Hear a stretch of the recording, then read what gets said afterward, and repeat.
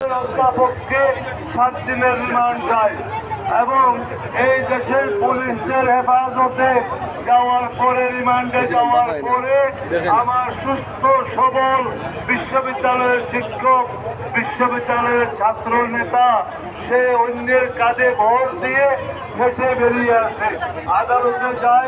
এই আন্দোলনের একাত্মতা ঘোষণা করে আজকে আমরা মায়েরা, বাবারা রাজপথে এসেছি। সারা বাংলাদেশের বাবা মায়েরা আসছে। আমাদের বাচ্চাদের কেন দাবিগুলো মানা হচ্ছে না?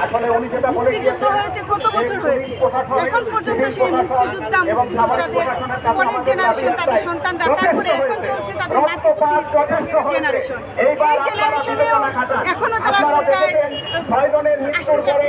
বুঝতে পারছি না, জাহান্নাম মনে হয় এরকমই হবে, জাহান্নাম মনে হয় এরকমই হবে যে যেখানে শিশুরাও রক্ষা পাবে না।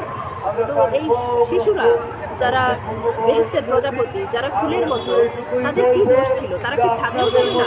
আপনারা বাইরে যেতে দিচ্ছেন না, আপনারা স্কুলে যেতে দিচ্ছেন না, আপনারা রাস্তায় বের হতে দিচ্ছেন না, কারফিউ দিয়ে রেখেছেন। আজকে আমার দুটি মেয়ে সন্তান আছে, ওরা অনিরাপদ, ওরা ঘরের বাইরে যেতে পারছে না, সারাক্ষণ ঘরে মুখ বুজে বসে আছে।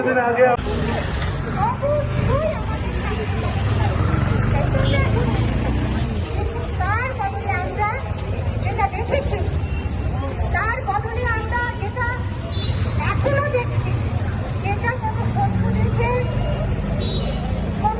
দেশের কোনো সুস্থ সংস্কৃতির কোনো দেশে হতে পারে না।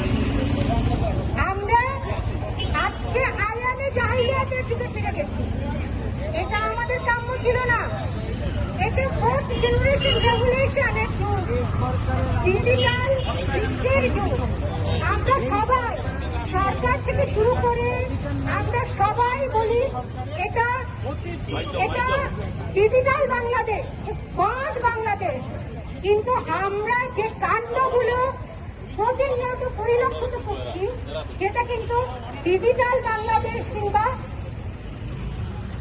স্মার্ট বাংলাদেশের ছবি না। আমরা যদি স্মার্ট বাংলাদেশের